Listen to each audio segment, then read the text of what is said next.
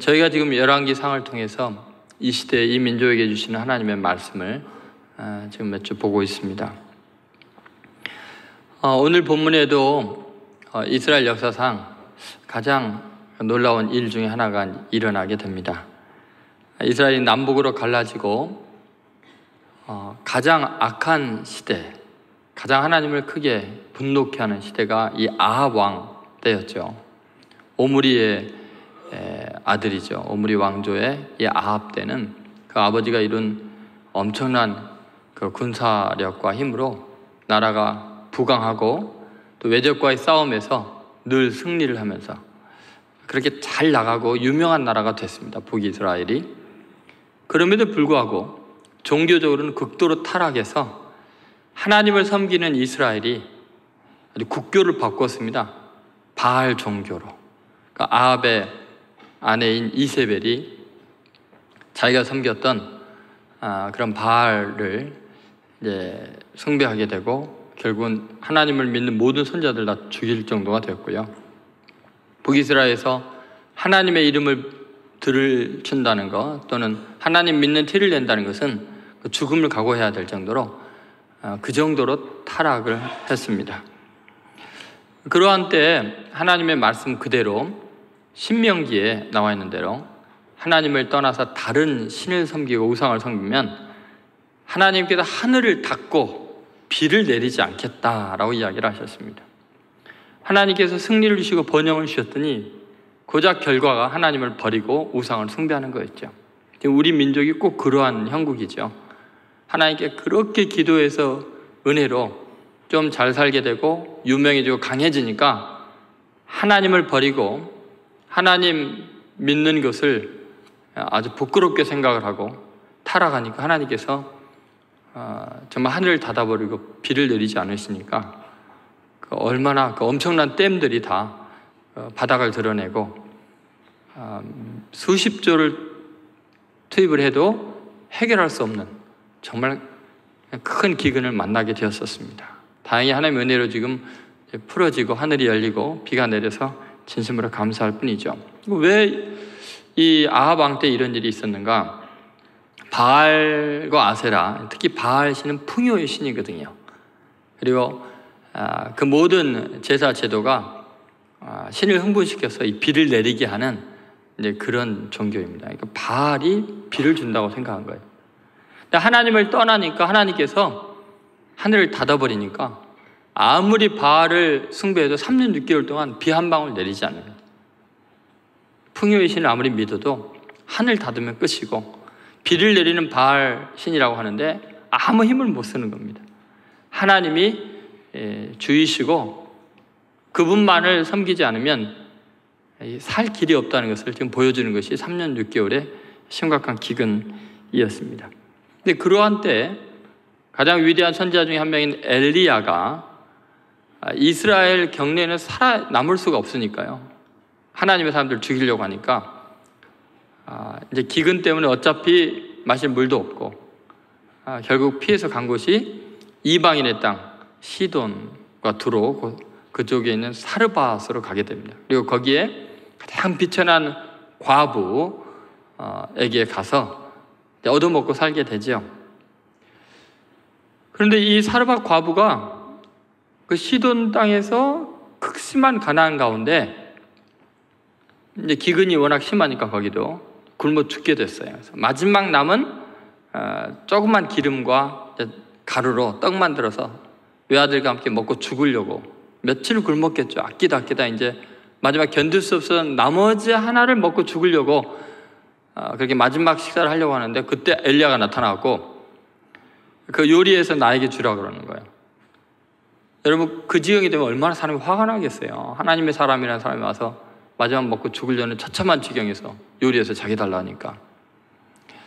근데 참 신기하게 그녀가요 무슨 생각을 했는지 어차피 그거 먹고 죽으나 안 먹고 죽으나 마지막 하나님을 한번 믿어보자 그런 생각을 했는지 그 하나님의 사람에게 대접을 했더니 그 하나님의 사람의 약속대로 그 통에 가루가 떨어지지 않고 기름이 계속 나오는 거예요. 이 3년 6개월 내내 비가 올 때까지, 경제적으로 모든 문제가 해결될 때까지 채워주는 거예요.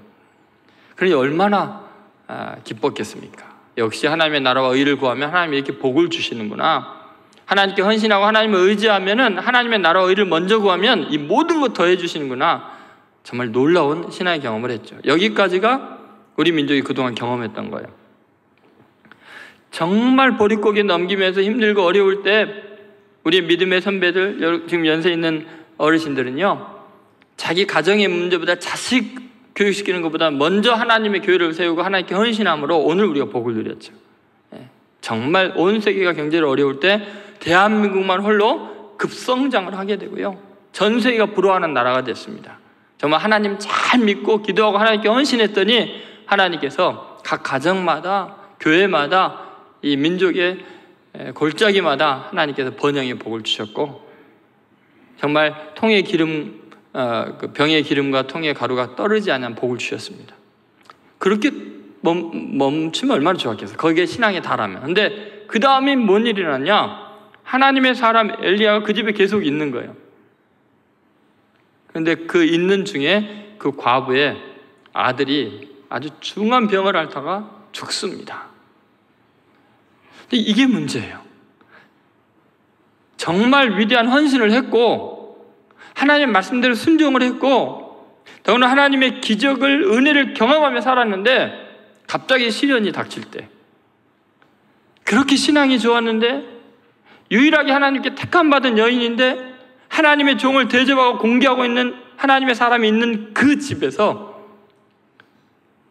자기 생명보다 귀한 아들이 여러 날을 중한 병으로 앓다가 죽은 거예요. 여러분 가만히 생각해보세요. 이 민족이요, 하나님의 은혜로 많이 복을 누리다가 마음이 교만해지고 어리석어지니까요, 얼마나 많은 젊은이들이 잃고 있는지.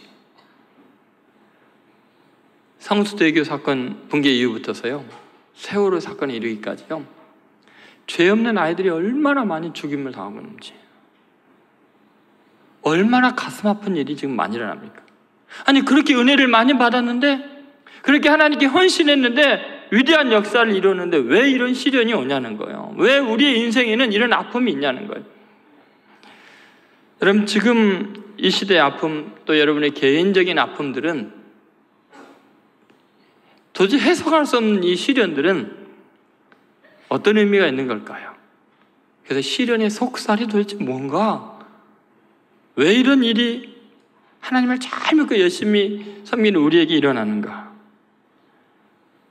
그거에 대해서 우리 함께 말씀을 나눠보려고 합니다. 첫 번째, 시련 속에 드러난 죄성입니다.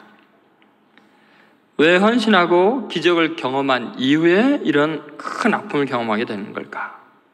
또 왜 이 시련이 지금 연속적으로 일어나는 걸까? 그 내용이 17절과 18절에 나와 있는데요, 17절, 18절 말씀 한번 같이 읽어보겠습니다.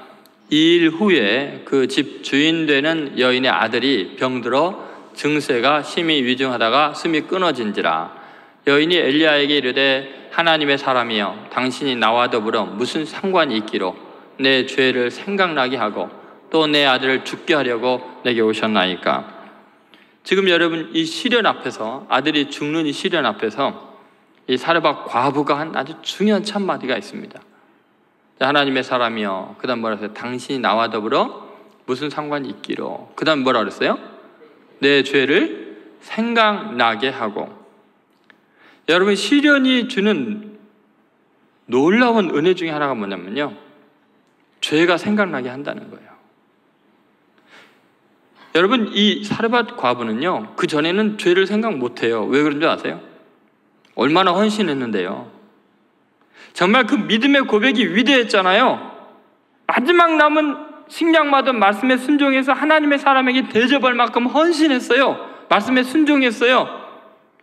그리고 그가 하나님께 받은 복이라는 게요, 온 나라가 기근의 절망 가운데 있는데 홀로 떡가루가 끊임없이 나오고 기름이 쏟아나오는 엄청난 기적을 경험한 사람이다 보니까요, 자기는 헌신된 사람이고 믿음 좋은 사람이고 하나님께 사랑받는 사람이고 인정받는 사람이라고 착각을 하고 있는 거예요.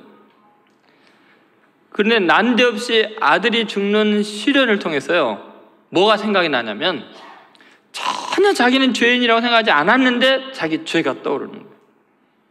자기는 헌신되고 위대한 사람이라고 생각하는데 그 헌신 속에 있는 자기 의와 교만함, 하나님 앞에 자기 잘난 생각이 떠오른 거예요. 여러분, 시련이 주는 놀라운 은혜 중에 하나는 뭐냐면, 내가 내 자신을 죄인이라고 생각 안 했는데 자기의 본성을 깨닫게 하는 은혜가 있습니다. 원래 내가 어떤 존재인가를 깨닫게 합니다. 다시 말해서 그녀의 헌신과 또 그녀가 받은 기적 같은 복들이 그녀 존재가 어떠한가를 입증하지 못한다는 거예요. 아무리 많이 헌신해도, 아무리 많이 은혜와 기적을 경험해도 인간은 죄인일 뿐이에요. 3년 6개월 동안 특별히 구별된 은혜를 받았다고 해서 그 사람이 다른 사람과 다른 존재가 아니에요. 의롭기 때문에 그녀만 이런 복을 주는 게 아니라는 거예요. 굉장한 헌신을 할 때, 특별한 기적과 은혜를 경험하고 복을 누릴 때 우리가 착각하는 게 뭐냐면, 그것이 하나님의 은혜 때문에 값없이 자격 없는 자에게 주어진다는 생각을 못하고, 나는 특별하니까, 그래도 내가 기도했으니까, 그래도 내가 헌신했으니까, 그래도 내가 착하니까 하나님이 내게 특별한 복을 주지 하고 자기는 죄와 상관이 없는 사람으로 완전 오해를 하거든요. 근데 그렇게 하나님의 은혜를 받고 잘 살다가 시련을 겪으면 그때서야 생각나는 게 뭐냐면 자기 죄가 생각이 나는 거예요. 맞아. 내가 하나님 앞에 감히 설 수 없는 죄인이지. 여러분, 이게 은혜입니다. 왜 사르밧 과부에게 이런 죄가 깨달아지게 했을까요? 다른 사람들은요, 재앙을 만나는데도 죄가 깨달아지지 않는데 그녀는 자기 죄가 생각이 나는 거예요. 하나님은 그녀를 특별히 구별하기를 원했고 가까이 하기를 원했고 소중하게 여기시기 때문에 조그만 죄도 용납하기를 원하지 않은 거예요. 자기의 죄를 깨닫고 회개하고 거룩해지기를 원하는 거예요. 정금같이 나오기를 원하는 거예요. 그래서 은혜 중에도 시련이 있는 거예요. 아니, 은혜 있기 때문에 시련이. 여러분, 시련이 어쩌면 기적 같은 은혜보다 더 큰 복일 수 있습니다. 왜냐하면 자기 자신의 영혼을 맑게 만드니까, 회개할 기회를 주니까, 하나님을 더 가까이 할 수 있고 내 존재 자체가 변화되니까. 아무리 기름이 많고 떡가루가 많아도요, 사람 속이 썩어 있으면 그게 무슨 복이겠어요. 그거 다 이뤄도요, 내 자신의 죄를 깨닫고 회개해서 하나님의 은혜를 갈망하는 겸손한 사람이 되고 겸손한 인격자가 된다면 그게 복인 줄로 믿습니다. 지금 그녀는요, 자신의 죄를 생각나게 했다고 그렇게 엘리야에게 이야기를 합니다. 여러분, 선지자와 함께 있는 복이 뭔가? 하나님의 사람과 친한 사람의 복이 뭔가? 특별히 아무런 문제 없고 범사가 잘 되고 형통하는 게 복일까요? 그렇지 않습니다. 하나님의 사람과 가까울 때 제일 큰 복은 마치 빛 가운데 있을 때 그림자가 커지듯이 자기의 죄를 분명하게 보게 되는 것이 복인 줄로 믿습니다. 영국의 3대 설교가 중에요, F.B. 마이어라는 분이 있습니다. 이분은 찰스 스펄전과 킴메 몰간과 함께 영국의 가장 위대한 설교가이고요, 지성인이면서도 인격이 뛰어난 분입니다. 근데 이분이 이런 말을 했어요. 성도로 구별된 사람의 길은 결코 순탄한 길일 수 없다. 여러분, 우리가 거룩한 무리가 된다는 것, 그것은요, 순탄한 길일 수가 없어요. 왜냐하면 거룩을 위해서 계속해서 시련의 불을 통해서 정금과 같이 나오기 때문에 그래요. 끊임없이 자기의 죄를 깨닫고 회개하는 과정이 성도의 길이기 때문에 그래요. 그래서 은혜로 못 깨달으면, 복을 주시는데 기적 가운데서도 자기의 죄를 못 깨달으면 하나님은 시련을 통해서 자기의 죄를 깨닫게 하신다니까요. 기어이 깨끗하고 거룩하게 만들기를 원하시는 하나님이시죠. 이게 복이죠. 여러분, 뜻하지 않은 시련을 경험한다면, 이 민족이 그렇게 많은 하나님의 기적과 은혜를 경험하고도 또 다른 수많은 사랑하는 자녀들을 잃는 아픔을 경험한다면, 그것은 정말 하나님이 우리 민족을 가까이 하시고 정화시키려고 거룩하게 하시려는 하나님의 은혜가 있는 거예요. 여러분, 우리가 아무리 많이 헌신을 해도, 굉장한 기적을 경험해도 내 자신 자체가 의로워서 그런 거 아니에요. 여러분, 인간은 파내면 계속 더 더러운 쓰레기와 오물이 나오는 오물덩어리에 불과하죠. 그래서 예레미야 17장 9절에 보면 사람의 마음을 이렇게 표현하고 있습니다. 같이 읽어보겠습니다. 만물보다 거짓되고 심히 부패한 것은 마음이라. 누가 능히 이를 알리오마는. 여러분, 모든 것 중에 가장 부패한 게 인간의 마음이라고 그랬습니다. 그래서 여러분, 하나님은요, 사라와 가우가 그렇게 헌신했지만, 은혜 가운데 살지만 여전히 인간이 죄인일 수밖에 없다는 것을 우리에게도 그녀에게도 알려주고 있는 거죠. 이것이 은혜입니다. 하나님은 우리에게 열매를 더 많이 맺게 하려고 열매를 기대하는 가지는 오히려 깨끗하게 하신다고 요한복음 15장에 포도나무 비유에서 주님이 말씀하셨습니다. 예를 들어 볼까요? 창세기 12장에 보면 우리가 가장 존경하는 믿음의 조상이라는 아브라함 이야기가 나오죠. 아브라함이 75살에 하나님의 말씀을 따라서 자기 본토, 친척, 모든 소유를 버려두고 지시하신 땅으로 갑니다. 여러분, 그 나이에 하나님의 말씀에 완전히 순종해서 목숨을 걸고 지시하신 그것으로 가는 믿음은 얼마나 크고 위대합니까? 그런데 여러분, 지시하신 곳에 딱 이르렀어요. 가나안 땅에 이르렀더니 기근이 들었어요. 기근이. 지금같이 정말 비가 내리지 않는 절망 가운데 있는 거죠. 기근이 아주 심하게 들었죠. 창세기 12장 10절에. 왜 하나님의 말씀대로 순종했는데, 헌신했는데 이게 왜 풍요로움이 있는 게 아니고 기근이 있을까요? 왜 풍년이 들어야 되는데 흉년이 된 걸까요? 하나님의 말씀대로 순종했을 때 도달한 곳이 거기에요. 도대체 왜 기근이 있었냐는 거예요. 하나님 뜻대로 살았는데. 그 이유가 있어요. 그것은 굉장히 중요한데요, 아브라함이 소유가 넉넉해지는 것보다 더 중요한 게 자신의 죄를 깨닫게 하는 데 목적이 있기 때문이에요. 그래서 아브라함이요, 먹고 살기 위해서 할 수 없이 아내랑 가족들을 데리고 이집트로 내려가죠. 얻어먹으려고, 동냥하려고. 가는 중에 걱정이 된 거예요. 자기 아내 사라를 빼앗기고 자기도 죽임당할까 봐. 그래서 이런 제안을 합니다. 사라에게, 자기 아내에게. 당신이 너무 어여쁘니까 사람들이 나 죽이고 당신 뺏어가면 어떻게 하냐고. 그러니까 당신을 내가 누이라고 할 테니까 좋은 사람 만나면 시집가라고. 그리고 당신 팔아서 내가 좀 평안하고 넉넉히 살면 안 되겠냐고. 여러분, 이게 할 말입니까 이게? 자기 아내를 시집 보낸 사람이 어디 있어요? 자기 아내를 인신매매해요? 자기 살겠다고? 동서고금을 통해서요, 그 어떤 인간도 이 짓은 안 합니다. 근데 여러분이 가장 존경하고 믿음이 좋은 아브라함이 그 짓을 하고 있다니까요. 근데 여러분 한번 생각해 보세요. 자기 아내 팔아서 거부가 돼서 나오잖아요.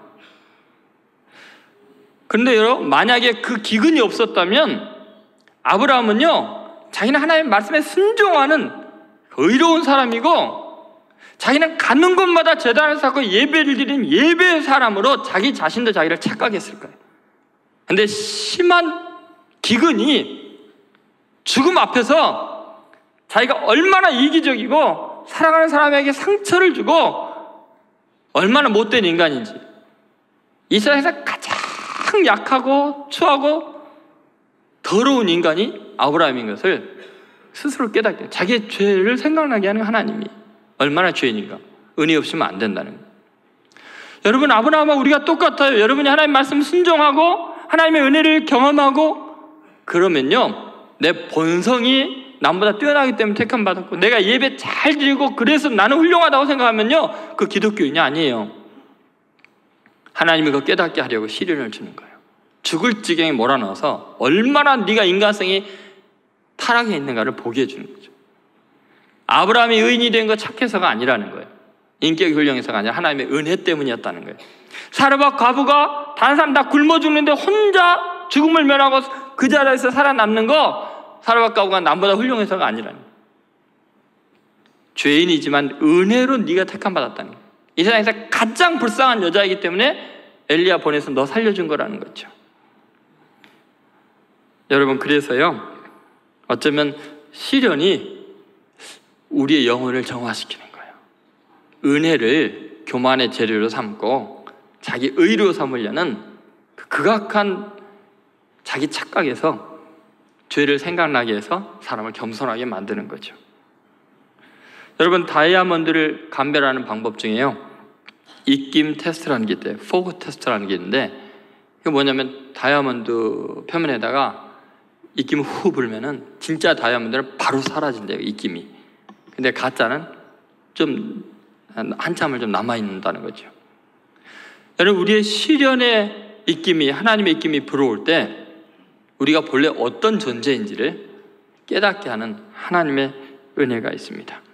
존 스토튼 목사님이 그런 말을 했어요. 어떤 고난은 거룩함에 이르는데 필수 불가결한 것이다.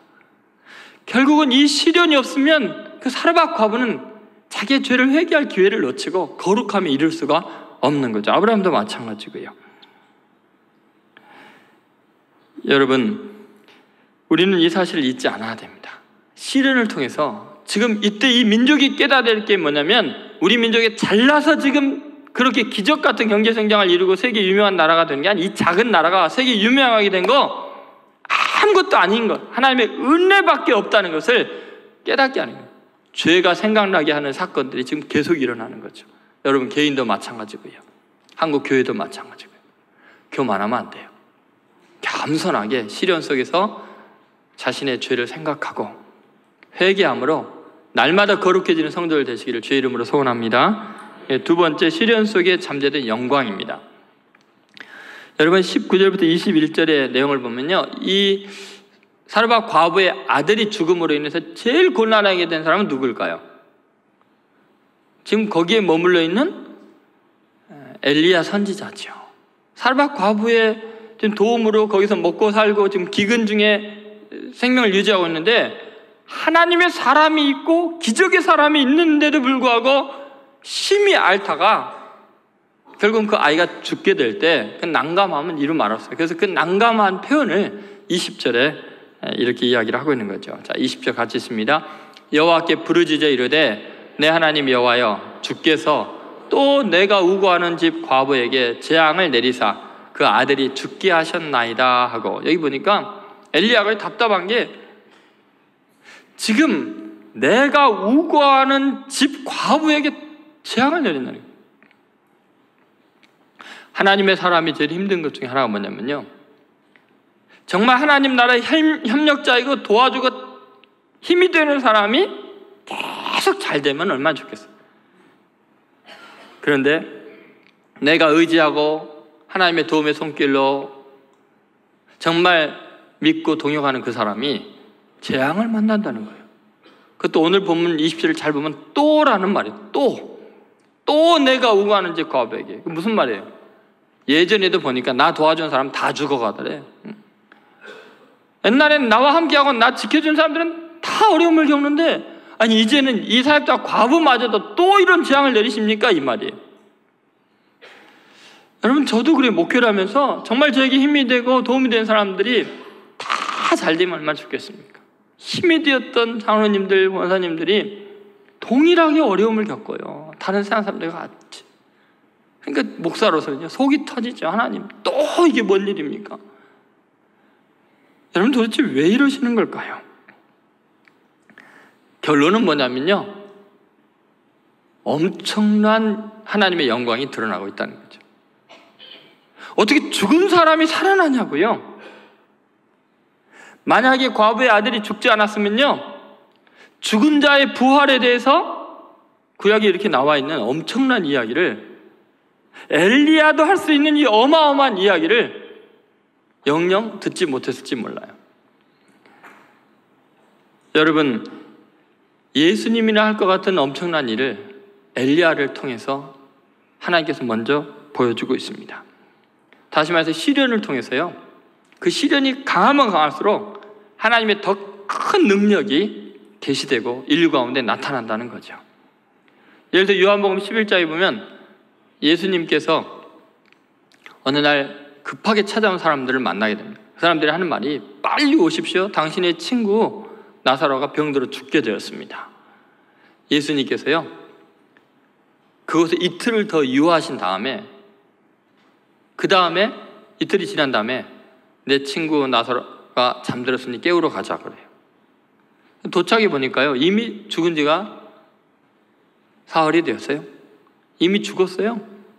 그리고는 썩어서 냄새가 난 지경이 되니까요, 그 누이들 마르다와 마리아가 화가 나가지고, 예수님 여기 계셨으면 내 오라비가 죽지 않았을 텐데, 아니 빨리 오시라고 사람 보내는데 이틀이나 더 유하시고, 사람 생명보다 귀한 게 어디 있다고 왜 이제야 오셨습니까? 하고 너무너무 서운해하는 거예요. 시험에 들었어요.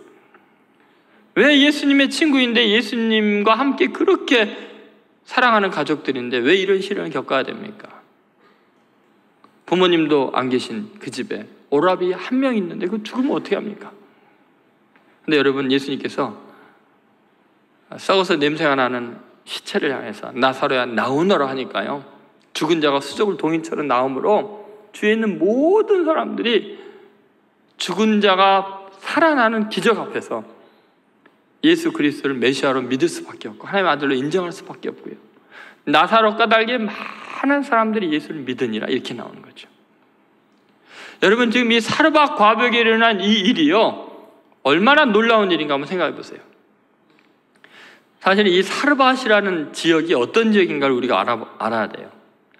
두로와 시돈 지방에는 원래 왕이 있었는데 엣바알이라는 사람이요, 이 쿠데타를 일으켜갖고 왕을 죽이고 그 나라를 완전히 새롭게 만드는데, 그 새롭게 하는데 목적이 뭐냐면 바알 신을 국교로 삼은 거예요. 그래서 이 엣바알이라는 사람의 그 이름의 뜻 자체가 그래요. 바알이 세우다. 그러니까 마치 지금 그 중동의 IS 같은 그런 단체죠. 그래서 시돈과 두로 그 전 지역이 바알 숭배의 중심이 돼서 가나안 전체를 바알을 숭배하는 나라를 만들려고, 풍요의 신, 이 바알 신의 세상을 만들려고 종교 잔혹한 박해를 하기 시작. 근데 이스라엘은 하나님을 철저히 믿는 나라잖아요. 그러니까 그 나라를 공략하기 위해서 엣바알이 자기의 딸 이세벨을 아합의 왕비로 보낸 거예요. 그래가지고 이세벨이 아합을 갖다가 막 쥐고 흔들게 되니까 결국은 이스라엘이요, 국교가 바뀌는 거예요. 하나님을 믿었던 나라가 하나님을 믿는 모든 제사장들, 선지자들 다 잡아 죽이고 바알과 아세라를 섬기는 나라가 된 거죠. 근데 그 바알의 가장 중요한 일이 비를 내리게 하는 풍요의 신이거든요. 그래서 하나님께서 그 신을 숭배하는 것이 얼마나 헛된 일인지 알려주려고 3년 6개월 가뭄이 들게 한 거예요. 그런 심판을 내린 거죠. 역사는 이세벨에 의해서, 왕비에 의해서 그렇게 움직여지는 것 같고, 현실은 그렇게 돌아가는 것 같았고, 엘리야마저도 도망갔어요. 그런데 놀랍게요, 하나님은 그 사르밧 과부에게 엘리야를 보내서 하나님의 초점이 이세벨에게 있는 게 아니라 사르밧 과부, 바알 신앙의 온상지의 가장 중심에 있는 그 지역에서 가장 미천하고 보잘것없는, 희망이 없는 이 과부에게 하나님은 기적을 베풀어 준 거예요. 근데 그 기적이라는 게 뭐냐? 가루가 떨어지지 않고 기름이 떨어지지 않는 게 기적이 아니고요, 죽은 아들이 살아나는 역사상 전무후무한 위대한 기적을 보여준 거죠. 죽은 자의 부활을 그녀를 통해서 경험하게 한 거예요. 여러분, 이것이 얼마나 놀라운 이야기로 연결이 되냐면요, 예수님께서 복음을 전하실 때 첫 설교를 하시고 나서 회당에서 자기가 메시아인 이야기를 하시면서 이방인들에게 복음을 전하는 이 복음이 전 인류 구원과 직결된다는 걸 이야기할 때 예수님이 기억하고 있는 사람이 바로 사르밧 과부였어요. 이스라엘에 3년 6개월의 기근이 있을 때 하면서 누가복음 4장 25절 26절에 예수님이 친히 하신 말씀입니다. 읽어보겠습니다. 내가 참으로 너희에게 이르노니 엘리야 시대에 하늘이 3년 6개월간 닫히어 온 땅에 큰 흉년이 들었을 때 이스라엘에 많은 과부가 있었으되 엘리야가 그중 한 사람에게도 보내심을 받지 않고 오직 시돈 땅에 있는 사렙다의 한 과부에게 뿐이었으며. 여러분, 이게 무슨 말이에요? 지금 예수님께서 이 복음의 본질을 이야기할 때 이스라엘 땅 거기가 아니라, 거기는 왕비나 과부나 이런 사람이 아니라 버림받은 우상의 중심지인 그곳에 가장 천한 여자에게 하나님이 엘리야를 보내셔서 그녀를 구원하시고 귀하게 했다는 거예요. 하나님은 시련을 당하고 있는 그녀를 통해서 복음의 본질을 지금 드러내고 있는 거죠. 부활의 복음을 전하고 있을 뿐만 아니라 죄인과 버려진 자들을 구원하신 하나님의 구원 계획을 이 사렙다 과부를 통해서 인류에게 보여주고 있는 겁니다.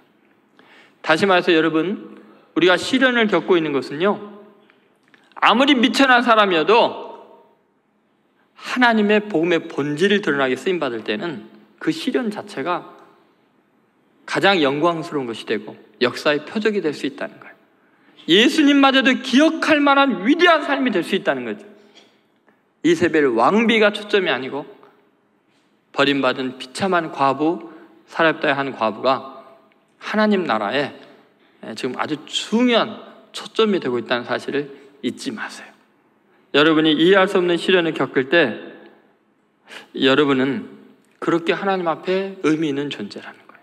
여러분의 그 시련이 결국 부활에 대한 소망으로 가득하게 할 거예요. 만약 사렙다와 과부의 아들이 영영 살아나지 못했다면 어떻게 할까요? 죽음으로 끝났으면 예수님 부활할 그때 호련히 다시 살아나게 될 거예요. 여러분, 요한계시록에는 많은 순교자들이 결국은 죽임을 당했지만 예수님 재림하실 그때 흰옷을 입고 영광스럽게 나타나서 그들의 눈에 눈물이 닦여지고 온 나라의 왕들로 파송이 되어서 천국을 다스리는 주인공이 될 줄로 믿습니다. 그러면 여러분, 시련은 궁극적인 부활의 소망, 영광으로, 그리고 가장 미천한 인간을 하나님 나라의 중심으로 만드는 하나님의 방법인지를 믿고 끝까지 시련 가운데 하나님의 영광을 맛보시기를 주의 이름으로 소원합니다. 세 번째, 시련을 통해서 하나님께서 주시는 은혜가 있습니다. 그것은 신앙의 재발견입니다. 한번 따라서 신앙의 재발견. 23절 24절 말씀입니다. 같이 읽겠습니다. 엘리야가 그 아이를 안고 다락에서 방으로 내려가서 그의 어머니에게 주며 이르되 보라, 내 아들이 살아났느니라. 여인이 엘리야에게 이르되 내가 이제야 당신은 하나님의 사람이시요 당신의 입에 있는 여호와의 말씀이 진실한 줄 아노라 하니라. 여러분, 이 이야기를 잘 들어보세요. 결과가 어떻게 되느냐? 이 여인이요, 신앙의 수준이 완전히 달라집니다. 이 시련 이후에 신앙이 아주 본질을 보게 되는 은혜가 있습니다. 자, 도대체 무슨 이야기인가 보세요. 여인이 엘리야에게 이르되 내가 이제야 당신은 하나님의 사람이시요 당신의 입에 있는 여호와의 말씀이 진실한 줄 아노라. 자, 이제야 하나님의 사람인 줄 알았다. 근데 이 사렙다 과부가요, 엘리야를 부를 때마다 사실은 하나님의 사람이라고 불렀었거든, 그 전에. 근데 갑자기 무슨 말이에요? 죽은 아들이 살아난 다음에 이제야 당신은 하나님의 사람인 줄 알았다는 게 무슨 말이에요? 여기에 굉장히 중요한, 우리 자신이 하나님의 은혜를 놓치게 되고 병이 든 신앙의 상태를 잘 보여주고 있는 거죠. 무슨 말이냐면요, 처음에 어차피 희망이 없을 때 엘리야가 왔을 때 하나님의 사람을 인정하고 순종했어요. 죽을 각오하고 순종했더니 은혜를 받잖아요. 그리고 통에 가루가 계속 나오고 병에 기름이 나오면서 이제 그걸 먹고 살면서 다른 사람은 정말 고통을 당하고 죽어가고 있는데 과부와 아들이 살아가고 있어요. 엘리야가 함께 있으면서 이 과부가 엘리야 밥도 해주고 빨래도 해주고 아마 하나님의 사람의 기적 때문에 은혜를 받고 이렇게 번영하고 잘 되는 것 때문에 감사하면서 하루하루 엘리야를 잘 섬겼을 거예요. 그렇게 한 달, 두 달, 6개월이 지나면서 그 은혜가 당연한 것이 되고 자기 의가 되면서부터요, 갑자기 순간적으로 이렇게 생각이 들었어요. 저 노인네 왜 안 떠나고 있는 거지? 내가 조금 먹여 살려야 되나? 갑자기요 하나님의 종이 부담스러우시하고 내가 그를 지금 먹여 살린다고 생각합니다. 하나님의 종이 자기를 먹여 살린다고 생각하는 게 아니고 하나님이 이분을 통해서 끊임없는 은혜를 공부한다고 생각하는 게 아니라 은혜를 계속 받고 그거를 통해서 공개하다가 보면요 처음부터 자기 것을 공개했기 때문에 은혜를 받고 그걸로 공개하면서 무슨 생각이 드냐면요 하나님의 사람이 만만하게 보이시 하고 자기가 먹여 살린다고 생각하고 여러분 교회 올 때 처음에는 교회에서 은혜 받고 교회 나와서 놀라운 일들이 일어나고 잘 되고 뭐 그러다가요 더 잘 되면요 헌금 많이 하고 굉장히 많은 희생을 하면서 이 교회 내가 먹여 살린다고 착각한다니까요. 교회가 하나님의 집이라는 생각을 하는 게 이게 내가 먹여 살리는 내가 도와주는 기관으로 착각을 한다니까요. 하나님의 사람에도 마찬가지고요. 그런데 시련을 겪고 나니까요 이제 제대로 보이는 거예요. 하나님의 사람이 하나님의 사람으로 보이는 거예요. 내가 그동안 은혜로 살았구나라는 걸 보이는 거예요. 내가 의지하고 바라보고 자랑하는 아들 죽고 나니까 아무것도 아니구나. 정신이 버쩍 드는 거예요. 자기의 약함을 알게 되는 거죠. 여러분 우리가 신앙생활하면서요 신앙의 재발견이라는 게 뭐냐면요 내가 누군가를 하나님의 사람으로 생각할 수 있는 그 상태가 신앙이 제대로 된 상태예요. 내가 은혜 많이 받고 내가 많은 헌신을 하고 내가 하나님의 일을 많이 하고 쓰임 받다 보면요 무인이 된다니까요. 내가 그 사람을 통해서 하나님의 음성을 들으리라 하는 존경하는 사람이 없어지고 내가 신앙의 최종적인 기준이 되면 자기 우상화에 빠지는 거예요. 근데 사르밧 과부가 이 시련을 통해 깨달은 게 뭐냐면 맞아 그분이 하나님의 사람이구나. 그분을 통해 내가 은혜 받고 그분을 통해 하나님의 말씀을 듣고 있구나. 교회를 통해 내가 은혜를 받고 있구나. 이것은 하나님의 집이구나. 이걸 깨닫는 거예요. 내가 살려주는 기관이 아니고 내가 먹여주는 사람이 아니라는 거예요. 여러분 인생에서요 정말 하나님의 음성을 들을 수 있는 하나님의 사람을 인정하고 존경하는 사람이 있는 한은 여러분 신앙이 정상이에요. 근데요 어느 날 어느 순간부터 보면요 모든 걸 판단하기 시작하고 자기가 최고가 되는 순간은 교주가 되어 있는 거예요. 타락해 있는 거예요. 목사인 저도 마찬가지예요. 장로님들 권사님들도 마찬가지예요.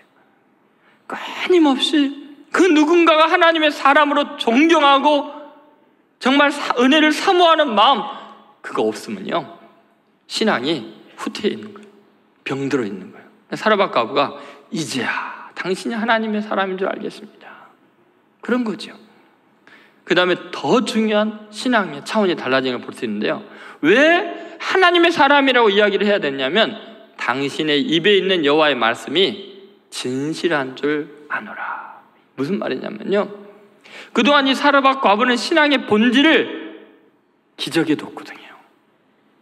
자기 헌신이 신앙의 굉장히 중요한 요소라고 생각했어요. 그래서 마지막 먹고 죽으려고 했던 마지막 남은 양식까지 신에게 바침으로 하나님의 사람에게 바침으로 자기는 그것이 신앙의 본질이라고 헌신이 신앙의 본질이라고 생각한 거예요. 그 다음에 그래서 기적이 일어나서 정말 떡가루가 계속 나오고 기름이 계속 넘치니까 이런 기적을 경험하고 부자가 되는 것이 신앙이라고 생각한 거예요. 신앙의 본질은 복을 받는 거라고 생각한 거예요. 그 다음에 자식이 죽었다가 살아나니까 이제 어마어마한 기적 앞에서 자기는 굉장한 신앙의 본질을 경험하고 있다고 생각했는데 이 모든 것을 경험하고 나서 깨달은 게 뭐냐면 당신의 입에서 나오는 여호와의 말씀이 진실인 줄 아노라. 결국 남는 게 뭐냐? 하나님의 말씀만 진실이구나. 말씀 중심의 신앙으로 돌아온 거예요. 기적이 중요한 게 아니라는 거예요. 여러분 이 민족이요 믿음이 좋다 신앙이 좋다는 게요 잘 믿어서 경제 강국이 되고 다 부자가 되고 잘 사는 게 신앙의 본질이라고 생각하세요? 하루아침에 그냥 무너질 수 있어요. 그냥 하늘 닫아 놓고 메르스 뭐 이런 거 좀 돌면요 그게 신앙의 본질이 아닌 것 금세 알 수 있어요. 부여에도 가난해도 그게 중요한 게 아니에요. 계속해서 떡과 기름이 나오는 게 그게 복음이라고 생각하십니까? 번영의 신앙? 그게 다라고 생각하십니까? 그러다가 가장 소중한 자식을 잃은 거예요. 기적이 중요한 게 아니에요.